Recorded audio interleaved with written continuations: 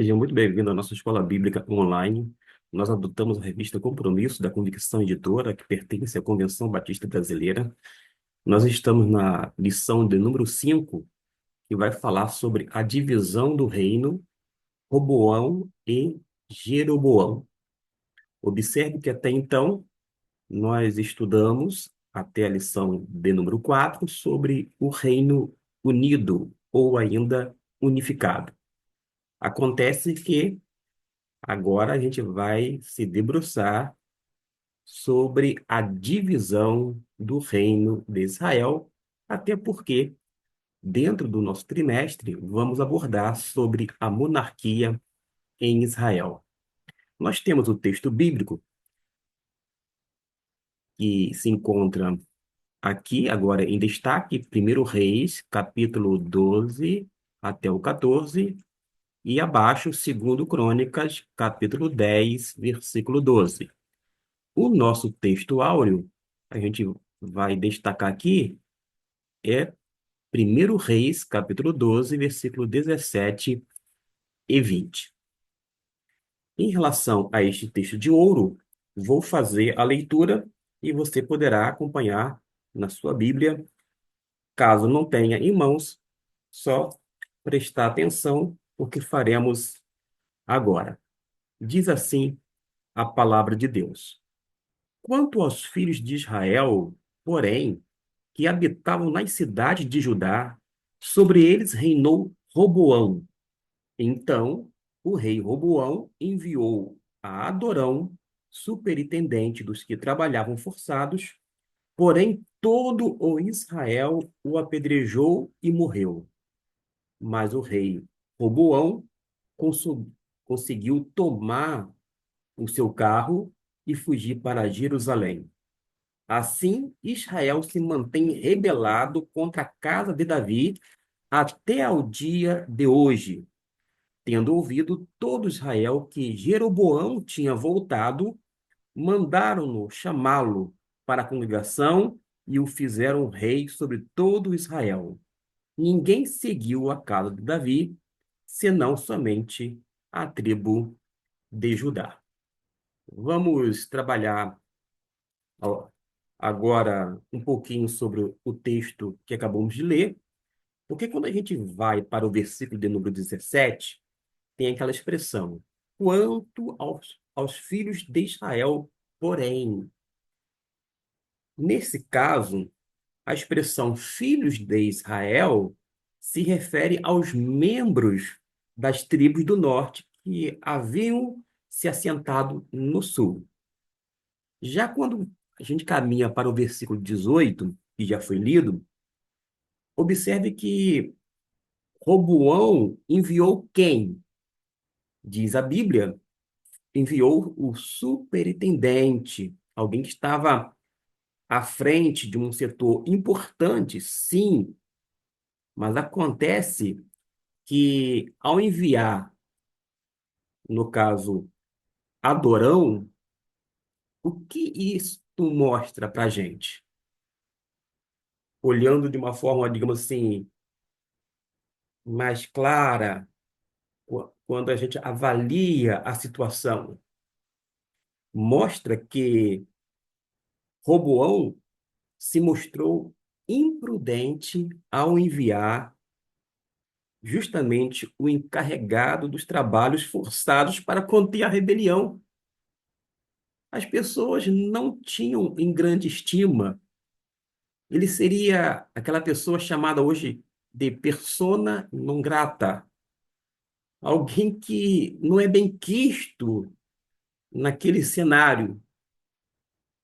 Por isso a gente vê uma atitude imprudente da parte de Roboão. Não deveria ter enviado logo a pessoa que era encarregada de forçar as pessoas no trabalho. Às vezes, nós temos observado algumas imprudências no nosso meio. Vou dar um exemplo aqui. Suponhamos que alguém, independente de ser líder ou liderado, esteja vivenciando uma situação delicada no tocante à família. Ele precisa de quê? Precisa de tempo, de oração, de um suporte emocional e espiritual, para que possa, com a ajuda de Deus, resolver, quem sabe, um conflito, algo que precisa ser ajustado e assim por diante. Aí suponhamos que, diante daquela circunstância, a liderança coloca-o em evidência. Mas ele não tem, naquele momento, aquele suporte emocional. Ele precisa cuidar de si mesmo. Ele não tem condições momentâneas de estar à frente para conduzir uma coisa ou outra. Ele precisa, digamos assim, se aquietar, saber que o Senhor é Deus, está cuidando dele, para que ele possa renovar suas energias, ser trabalhado, etc e tal. Quando eu falo ser trabalhado por Deus,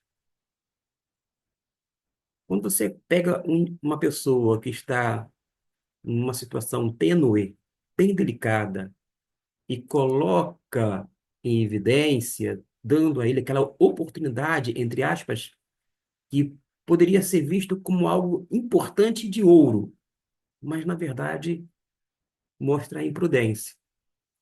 Porque se uma pessoa não tem condições momentâneas, tanto moralmente, no quesito familiar, ou até mesmo na área emocional, de estar em condições de ficar à frente uma, da congregação, com uma incumbência, etc e tal, não deveria estar ali. É, é preciso que se trate, que se cuide para que tenha condições de retomar, digamos assim, o trabalho. Quando não, a pessoa nunca tem oportunidade, ela começar o trabalho de uma forma bem positiva. Existem inúmeras imprudências. E nós aprendemos que nós não podemos, por exemplo, pegar um novo convertido e já conferir um cargo, uma função para ele. Ele é um neófito, isto é um novo na fé. Após o batismo, ele precisa de acompanhamento. Ele necessita de um suporte espiritual. Ele requer aprendizado. Logo, precisamos ensiná-lo, orientá-lo, admoestá-lo, exortá-lo, para que no tempo próprio ele tenha condições espirituais, morais, físicas, para que possa realizar a obra do Senhor desempenhando a liderança. É um erro muito grande pegar um novo convertido e colocar em cargos, às vezes, quando as pessoas mesmo não querem aqueles cargos. Eu não quero esse cargo. E por que você não quer? É muito difícil, é muito desgastante. Mas alguém diz assim, mas olha aí, tem um novo convertido. Ele está cheio de gás. Ele está repleto de amor por Jesus. Vamos indicá-lo para o ano seguinte, ou para o mês seguinte, de acordo com a eleição da diretoria, dos cargos, etc e tal. Aí pega o novo convertido, cheio de paixão, cheio de amor, cheio de gás, cheio de energia, mas ele não tem a, a, a condição de estar à frente daquele trabalho, com aquela função. E a tendência é a pessoa não ser bem-sucedida e ainda assim não desejar assumir posteriormente outros cargos por conta de uma frustração. Tudo resultado de imprudência. E nós não podemos, irmãos, ser imprudentes em hipótese alguma. Quando a gente vai para o versículo 20, observe que diz assim: tendo ouvido todo Israel que Jeroboão tinha voltado, mandaram chamá-lo para a congregação. Ao que parece, Jeroboão não exerceu um papel ativo na Assembleia em Siquém. No entanto, uma vez que foi declarado rei, assumiu o controle dos assuntos israelitas. Para tanto, se faz necessário lermos o versículo 25 até o 33. E faremos isto justamente nesta parte introdutória. Jeroboão edificou Siquém na região montanhosa de Efraim e passou a residir ali. Dali edificou Penuel. Disse Jeroboão consigo: agora tornará o reino para a casa de Davi? Se este povo subir para fazer sacrifício na casa do Senhor em Jerusalém, o coração dele se tornará a seu senhor, a Roboão, rei de Judá, e me matarão, e tornarão a ele ao rei de Judá. Pelo que o rei, tendo tomado conselhos, fez 2 bezerros de ouro e disse ao povo: basta de subirdes a Jerusalém. Vês aqui teus deuses, ó Israel, que te fizeram subir da terra do Egito, pois um em Betel e o outro em Dan. E isso se tornou em pecado, pois que o povo ia até Dan, cada um para adorar o bezerro. Versículo 31. Jeroboão fez também santuários nos altos e, dentre o povo, constituiu sacerdotes que não eram dos filhos de Levi. Fez uma festa no 8º mês, no dia 15º do mês, igual à festa que se fazia em Judá, e sacrificou no altar semelhantemente fez em Betel, e ofereceu sacrifícios aos bezerros que fizera. Também em Betel estabeleceu o sacerdote dos altos que levantara. No 15º dia do 8º mês, escolhido a seu bel prazer, subiu ele ao altar que fizera em Betel, e ordenou uma festa para os filhos de Israel. Subiu para queimar incenso. Vamos tecer comentário sobre estes versículos lidos. Quando a gente vai para o versículo de número 25, tem a expressão Penuel. É situada junto ao rio Jaboque, que fica lá na Transjordânia.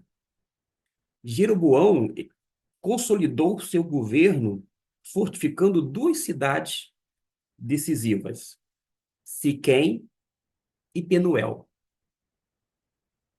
Pegando somente o aspecto positivo, ele usou de estratégia. Apesar de ter caminhado para o que era mal aos olhos do Senhor, mas ele usou estratégia. A estratégia pode ser usada tanto para o bem quanto para o mal. Vai depender da forma que vai ser usada. Mas a estratégia em si é essencial. Nós temos que adotar estratégias para alcançar mais e mais pessoas a Cristo Jesus. Naturalmente, através de um testemunho autêntico e, sobretudo, acompanhado da proclamação do Evangelho. Por causa de quê? Porque o Evangelho é o poder de Deus para todo aquele que crê. Se a gente desejar mudança, transformação nas pessoas, e por sua vez vai ter impacto direto na sociedade e não apenas na igreja, através de vidas mudadas, moldadas e transformadas, a gente precisa apregoar o evangelho de forma pura e simples. Não temos o direito de diluir o evangelho, de apresentar um evangelho digerível, que possa ser diluído a ponto de satisfazer o gosto das pessoas. A gente precisa entender que há uma necessidade humana de nascer de novo, nascer da água e do espírito. A pessoa precisa ter um nascimento do alto, um nascimento espiritual. E esse nascimento espiritual gera o quê? Uma nova criatura. Por sua vez, a nova criatura vai andar em novidade de vida. E quando esta nova criatura, aqui ou acolá, deixar a desejar, o Espírito Santo de Deus vai alertá-la para o perigo, exortando-o para ter uma inclinação para as coisas do Espírito. Além do que, o próprio Espírito Santo que habita dentro de uma pessoa que é nova convertida vai guiá-la, orientá-la, conduzi-la até a Bíblia Sagrada. Porque a Bíblia é o livro do Espírito Santo. É o livro que ele inspirou em relação ao conteúdo. É o livro e, como tal, ele vai ser utilizado dentro desse processo. Não obstante, o Espírito Santo que confere dons espirituais, que chama alguns homens de uma forma específica para o ministério pastoral, há de utilizar tais homens para ensinar aquela pessoa, mas também todo o rebanho. Aí cabe ao pastor ensinar a Bíblia, dar instrução segura, exortar para que possa a pessoa receber encorajamento, ânimo, entre outras coisas. No versículo 27, diz assim: se este povo subir para fazer sacrifício. Jeroboão, ele temia que a unidade religiosa entre o norte e o sul acabaria resultando também em uma unidade política. Ele pensou com seus botões: bom, se ocorrer esse translado, coisa boa para mim não vai ser. E ele preferiu usar, através de uma estratégia, vou dizer assim, mas para se beneficiar disto, fazendo tal coisa. Tanto é que no versículo 28 fala sobre os dois bezerros de ouro. Era característico da arte cananeia retratar divindades pagãs, como touros, bezerros ou outros animais que eram colocados nas imagens ficando em pé. Fazendo um contraste com essas práticas, é possível que Jeroboão não tivesse a intenção de construir imagens ou representações do Senhor. Não obstante, a sua inovação cultural se tornou um meio de infiltração de práticas religiosas, práticas cananeias, isto é, pagãs. Práticas cananeias no meio do povo de Deus, no norte do reino. Viu que ponto chegou? Práticas pagãs, idolatria no meio do povo de Deus. O reino já estava dividido e o reino do norte foi encharcado por deuses, por essas divindades, com tais práticas completamente abomináveis aos olhos do Senhor. O que Jeroboão fez e que a gente não deve repetir para não incorrer no mesmo erro ou de forma semelhante? Não é que a gente vai praticar a idolatria, não é isto. Mas a gente tem que aprender com o erro de Jeroboão para não repetir. E qual foi o erro que eu quero aqui destacar? Pode ser que você veja de uma outra perspectiva, pode deixar aqui no comentário e colaborar conosco, porque é uma sala de aula. O que eu tenho observado é a inovação cultural. Isso. A inovação da liturgia, do culto. Gente, em nome da modernidade. Afinal de contas, os tempos são outros. As pessoas estão inventando tantas coisas e introduzindo dentro do templo coisas que não estão no gibi. As pessoas têm tanta criatividade, mas a gente não vê fidelidade. Fidelidade à palavra de Deus, inclusive na questão cultica, no elemento de culto. A gente precisa enfatizar que, por mais que sejamos seres humanos, pensantes, racionais, portanto, criativos, inclusive, mas nós não podemos optar pela criatividade em detrimento da fidelidade a Deus.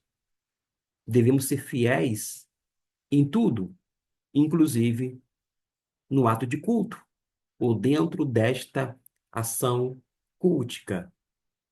Repito, Jeroboão inovou cultualmente falando. Há muitas inovações nos dias atuais que são nocivas, que são prejudiciais tanto à Igreja de Cristo quanto ao propósito do Evangelho de Deus e que não glorifica a Deus, que não honra o nome de Jesus, ainda que atraia multidões, mas nós aprendemos que os fins não justificam os meios. A gente aprende isso desde o tempo de escola. E é um princípio válido. Os fins não justificam os meios. Ah, porque nós queremos adorar a Deus de uma forma mais espontânea. E haja adoração verdadeira. Afinal de contas, Deus está à procura de homens que o adorem em espírito e em verdade. Mas venhamos rechaçar todo tipo de inovação cultural. No versículo 29, menciona Betel e Dan, quando eu li. Esses dois locais representam, respectivamente, os centros de adoração do extremo sul. Do extremo sul daquele e do extremo norte do Reino de Salomão. Betel e Dan. Enquanto Betel, situada num território daquela tribo benjamita, ficava apenas cerca de 20 quilômetros de Jerusalém, Dan ficava a cerca de 40 quilômetros do mar de Kineret. Esse mar não ficava muito longe do Monte Hermon. O que eu quero chamar a atenção é que Betel, em particular, havia sido um centro histórico de adoração. Adoração em Israel antes da centralização do culto.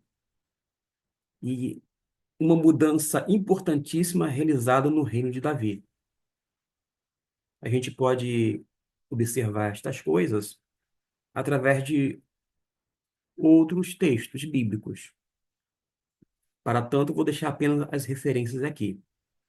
Gênesis capítulo 12, versículo 8, capítulo 28, do 11 a 19, do 35, do 6 até o 7, Juízes capítulo 20, do versículo 26 a 28, e no primeiro livro de Samuel, capítulo 7, versículo 16. Lembra que foi lido no versículo 30, que diz categoricamente, e isso se tornou em pecado? Pois bem, em Israel, a gente vai observar através do livro de Reis, já que nós temos duas referências bíblicas, Reis e Crônicas, correto? Mas em Reis, a instituição de um sistema culto rival ao de Jerusalém é chamada repetidamente de pecado de Jeroboão. Ele queria rivalizar, competir com a adoração que era feita em Jerusalém.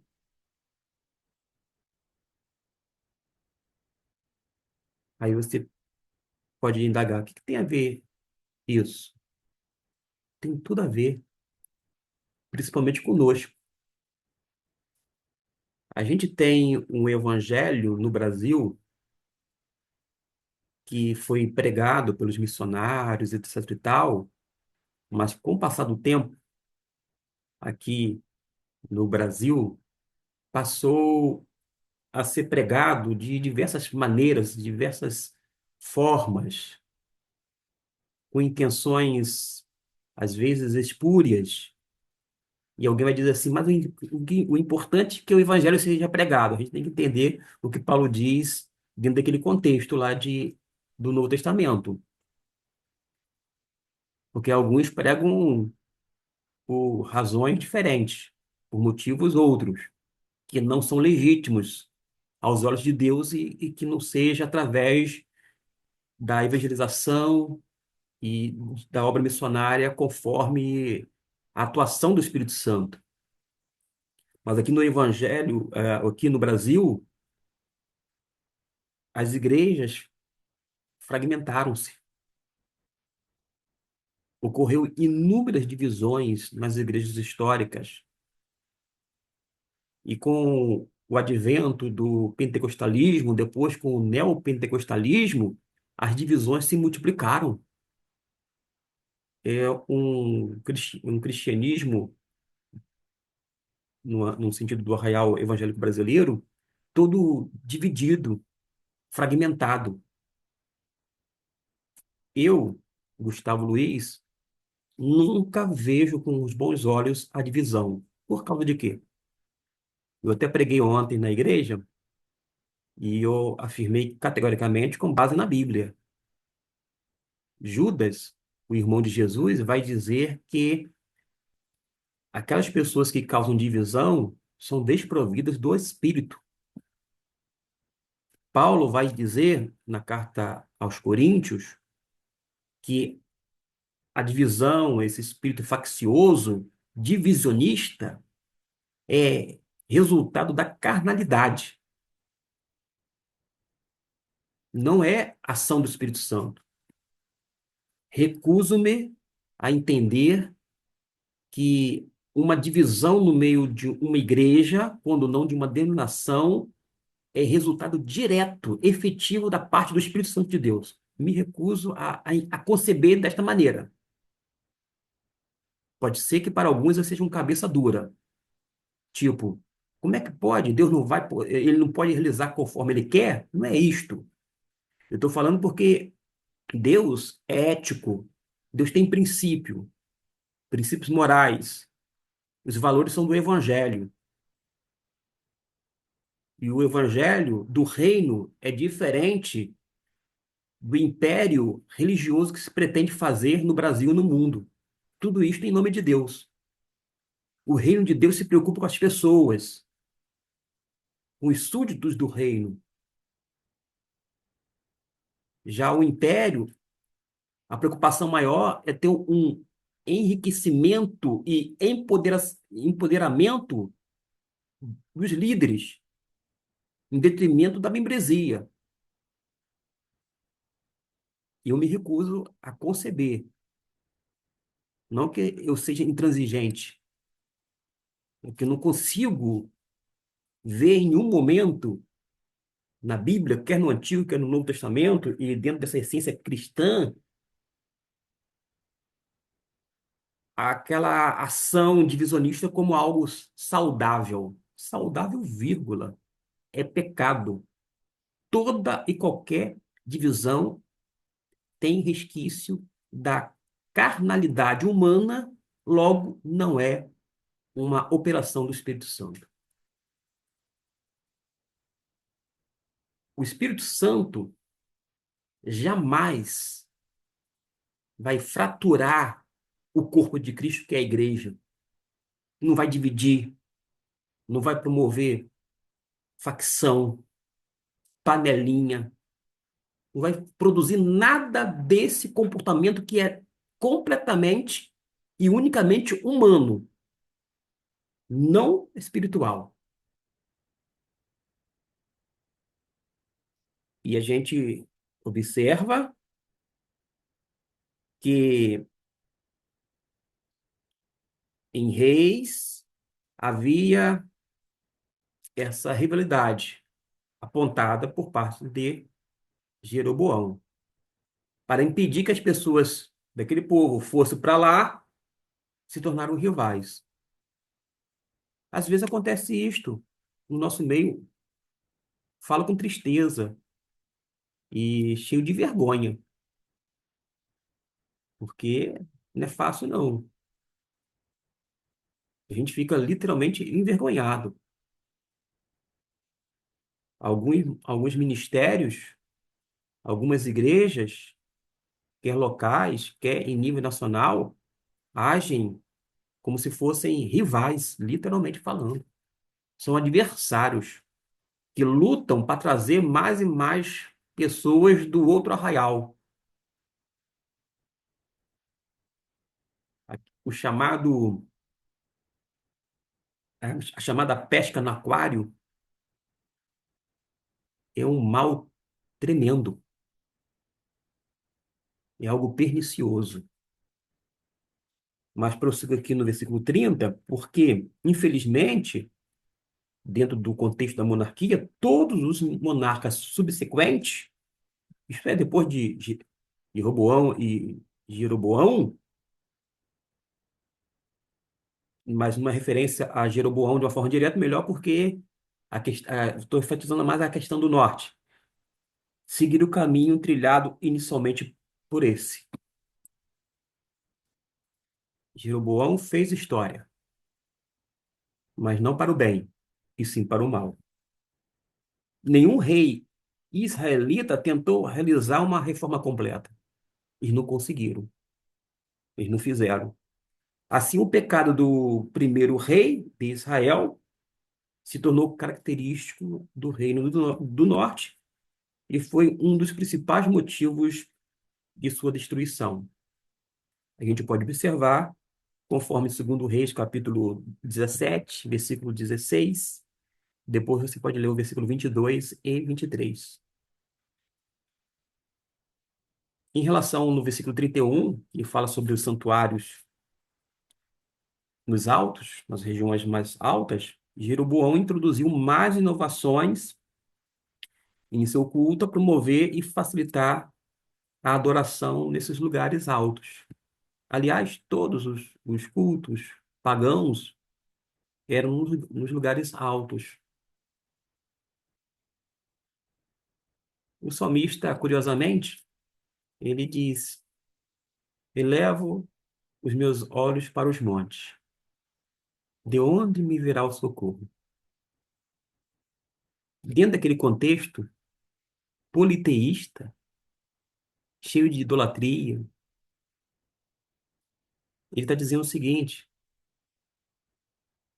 a partir da resposta que ele dá, porque ele levava os olhos para os montes, que inclusive eram locais de cultos de divindades pagãs. Mas o socorro dele, o auxílio dele, a ajuda dele não vinha dos deuses estranhos, dos falsos deuses, dessas divindades, mas vinha de quem? Do Senhor, que fez o céu e a terra. Depois a gente observa que os sacerdotes que não eram filhos de Levi, todos os sacerdotes tinham que ser da descendência de Levi, é da tribo de Levi. Mas Jeroboão, ele criou o seu próprio sacerdócio. Ele desconsiderou as qualificações sacerdotais, permitindo até o serviço de homens que não eram levitas. O que a gente aprende com isto? Trazendo para os dias atuais. Não temos mais sacerdotes nos moldes do Antigo Testamento. É verdade. Não há sequer a necessidade de sacrifício de animais. Isto porque Jesus Cristo, quando estabeleceu a nova aliança, ele morreu na cruz do Calvário, verteu o seu sangue para nos salvar, e ele morre de uma única vez e nos garante, através do seu derramamento de sangue puro, a condição de nos garantir a vida eterna, de sermos justificados por Deus. O sacrifício de Jesus foi único, perfeito e eficaz. Nos garante a salvação, nos dá uma vida de qualidade, uma vida abundante na presença de Deus. E isto não nos isenta de sofrimentos, de lutas, de perseguições, porque todo o crente verdadeiro em Jesus vai ser perseguido de uma forma ou de outra. Mas não é ser perseguido pelos seus erros, por suas falhas, porque diz uma coisa e faz outra. É ser perseguido por causa de Jesus. Porque o mundo não aprecia Jesus. Agora, a pessoa, quando é exposta através do plano de salvação, quando o Espírito Santo vai trabalhando na mente e no coração do indivíduo, vai convencendo do pecado, da justiça e do juízo, e a pessoa se vê pecadora, aí sim ela é atraída até Cristo Jesus. Mas enquanto isto, o mundo vai ter ojeriza ao evangelho.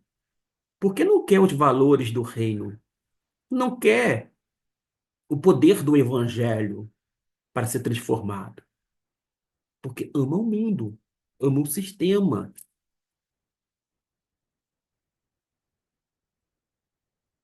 E em um Novo Testamento, para os oficiais da igreja, que são os pastores e diáconos, nós temos lá na Bíblia as qualificações. Todo homem de Deus que tem aquelas qualificações estão aptos, faz jus ao ministério da palavra, como um pastor que vai conduzir o rebanho de Deus, não o seu próprio rebanho, porque ele não tem ovelha. As ovelhas pertencem ao Senhor. Mas os pastores e diáconos precisam ter os requisitos preenchidos. E se um pastor não tem essas qualificações, ele deveria deixar o ministério, deveria deixar a liderança, porque ele deve ser exemplo. Não é exemplo de perfeição, mas precisa ser exemplo. Quando você vai lá para aquele que deseja uma excelente obra, e excelente obra deseja, é necessário isso, aquilo outro, uma lista que precisa ser preenchida. Quando os nossos líderes espirituais não têm as qualificações, se eles não mudarem, não tiverem as suas vidas adequadas aos padrões bíblicos, eles não deveriam sequer continuar à frente do rebanho que é do Senhor. No versículo de número 32, isso mesmo, fez uma festa no oitavo mês, e tem aqui, talvez foi talvez, tá? Foi uma imitação da festa dos tabernáculos. Jeroboão, ele deu, por exemplo, aos lugares sagrados rurais a aprovação oficial e o apoio do Estado. Que Deus possa nos abençoar e fazer com que a gente tenha condições de fazer as coisas corretas. Eu vou tentar terminar essa introdução, que foi muito mais do que eu esperava. Como diria alguém, eu acabei me empolgando, mas pretendo terminá-la se a bateria não acabar em tempo. Se a bateria acabar antes, eu perco tudo que está gravado aqui, mas não tem dificuldade nenhuma. Eu farei depois. Mas como é uma introdução, vamos ficar na introdução aqui. Vou fazer agora a leitura, se não tecer um comentário breve por conta da bateria. O notebook aqui está, já diminuiu a iluminação e está me indicando aqui o término da bateria. Salomão deixou de ser guiado por desejos carnais. Digo, Salomão deixou ser guiado por desejos carnais e casou-se com muitas mulheres estrangeiras. Nem Salomão, nem os patriarcas, nem os outros homens deveriam casar com outras mulheres. Ainda que a poligamia fosse aceitável naquela sociedade, no princípio, segundo Jesus, foi o quê? Que o homem deixasse sua mãe e seu pai e unir-se à sua esposa, à sua mulher, para se tornar uma só carne. Não é isto? E não é à toa que todas as famílias que têm poligamia na Bíblia, por exemplo, têm consequências, têm conflitos. E não é pouca coisa, não. Mas Salomão erra de forma grotesca. E todos nós gostamos de satisfazer o nosso ego, e o erro de Salomão foi cair nessa armadilha e ceder. Ele não simplesmente cedeu, ele fez escolhas e mais escolhas. Ele tinha visto o que tinha acontecido com seu pai e viu que Davi verdadeiramente se arrependeu, mas que teve consequências drásticas. Mas ainda assim, não aprendeu com os erros vistos no seu próprio entorno familiar. Todos nós gostamos da projeção. Ela nos faz bem, massageia o nosso ego e nos dá uma aura de bem-sucedido. Eu lembro-me de uma música, não é criticando a música em si, apenas fazendo uma citação, que diz no bojo o seguinte: eu não preciso ser reconhecido por ninguém. Você pode cantar, não tem nenhuma dificuldade não. Mas acontece que às vezes a gente canta, ou já cantou essa música, como eu já cantei, mas a pessoa quer ser reconhecida de alguma forma. Eu quero ser reconhecido como um líder espiritual. Eu quero ser reconhecido como um bom marido. Eu quero ser reconhecido como um bom pai, como um bom professor. Eu quero ser reconhecido como um bom cidadão. Mas a gente não pode ter uma visão exagerada de nós mesmos, porque tudo que a gente recebe em nossas mãos são dádivas de Deus, são presentes, não são necessariamente conquistas. Eu tenho uma compreensão um pouco diferente de alguns pastores, inclusive. Eu penso que tudo que nós recebemos são dádivas de Deus, são presentes de Deus, não necessariamente conquistas. Eu não caminho flertando com a chamada meritocracia.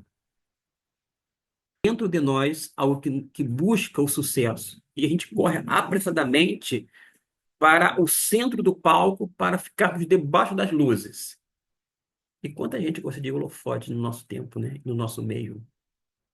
As pessoas querem ser vistas, reconhecidas, quando não aplaudidas.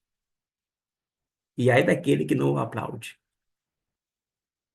E foi isso que culminou com a trágica biografia do rei, pois ele não apenas aceitou a idolatria de suas mulheres, como as praticou com elas.